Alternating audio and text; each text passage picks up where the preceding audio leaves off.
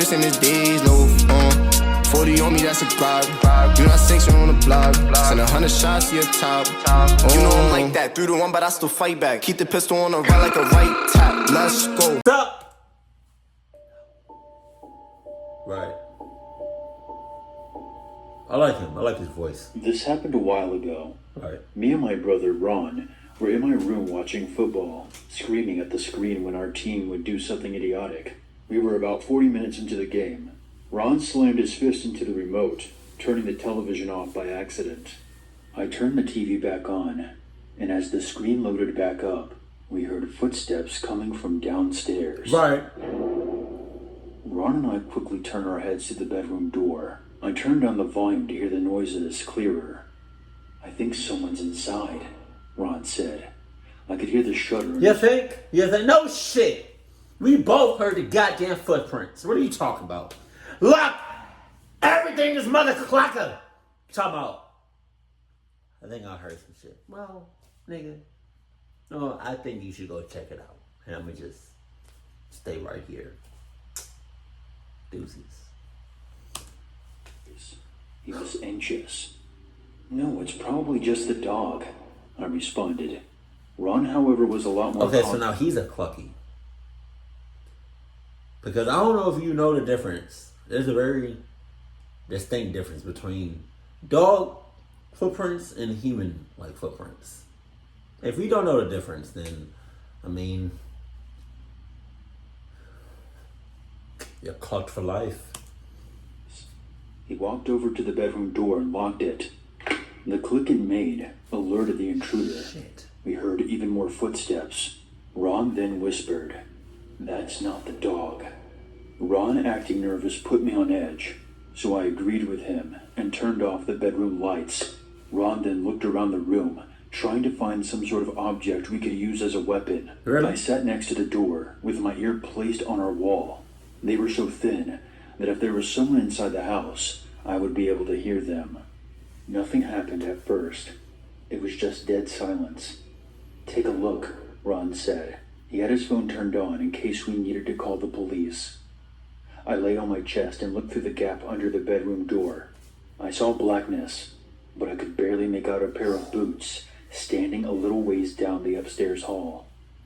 I felt both hands shaking as I pushed myself back up to my feet. I tiptoed over to Ron, who was waiting anxiously for the answer. "Someone's here," I whispered as low as I could. Ron's face went pale as he stared into nothingness. At one point, I thought he was going to black out on me. I pulled Ron over to our window. I quietly opened the window and looked down at the grass, 2 stories below my current position. Ron was still in a different world, as if he was blocking himself out from reality, leaving the responsibility to me. I tried not to pay much attention to him and instead focused on escaping. I took Ron's phone out of his hand as he crouched on the carpet. He had installed one of those apps where specific fingerprints can enter the phone. I took his hand, which was shockingly freezing, and held his index finger on the phone screen. I jumped out of my skin when the phone let out a loud beep, and all of a sudden, I could hear footsteps running straight to the bedroom door. I quickly typed in 911 and put one leg out of the window. I heard loud banging on the bedroom door and shouting, "I'm going to kill you." That's gotta be like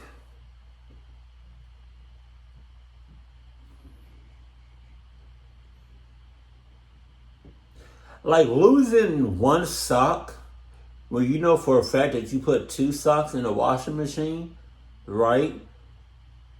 And only comes out with 1 sock, and now you and the dryer have, you know, this tense as like, you know, like it's so much tension between you and the dryer, but the dryer is just not giving you no information, no answers. This is more scarier than that shit.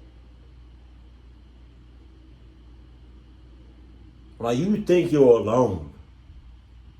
When somebody talking about something, oh, I'm going to kill you. Ooh. I landed on the porch roof and shouted at Ron to snap back into action.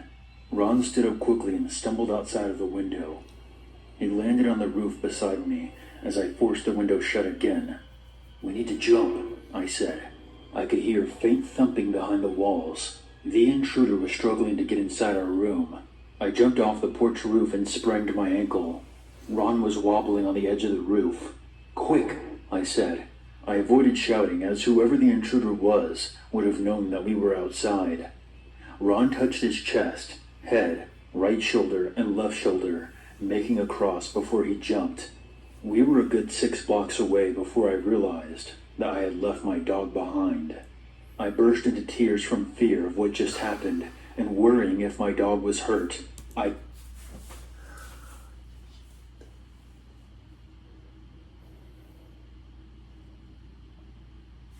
Every time there's a dog in one of these stories, I always think about Peanut. That being said, when there's like, if I find myself in a clutch up situation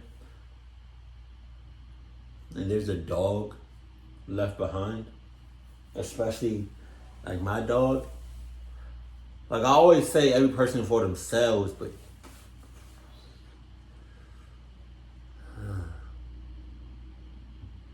that's hard. I don't know, man. Shit.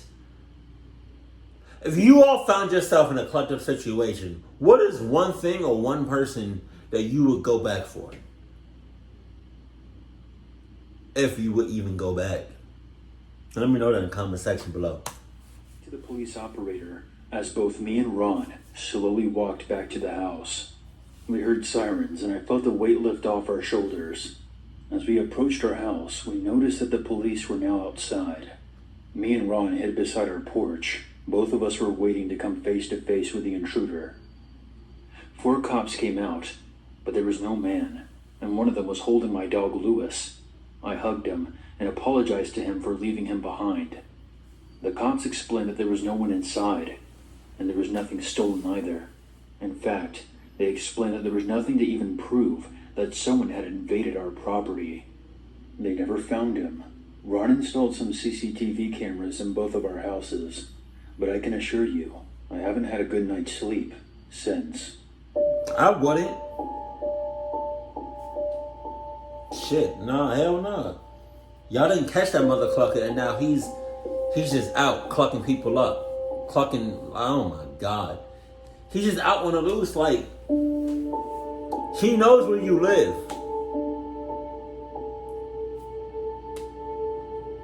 For all we know, the cops could have did a poor ass job searching your house and not giving 2 shits about y'all and y'all safety, right? So whole time though, the intruder could have been in your house, and then when the cops left, it would have been racks. You got me all the way clucked up. Holy shit. Man, that intruder is still at large. So I don't know, man.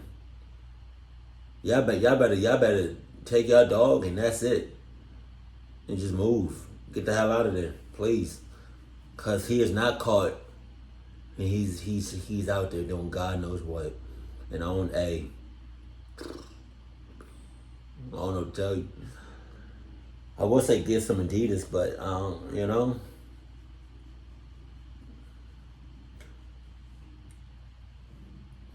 Cluckness does not happen to people that's about that Adidas life.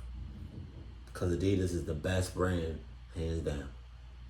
Adidas, if you're looking at this, if you want to sponsor your boy,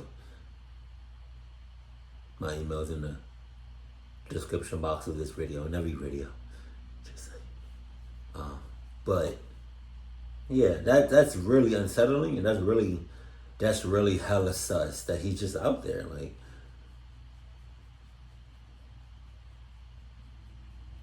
I mean, and look, it's you know, it's great that you all have cameras, but unless like they are like specific types of cameras, it's gonna be too late. You know, I mean, you might, yeah, you gonna get them on camera, but like, depending on what kind of cameras y'all have, y'all might be too late.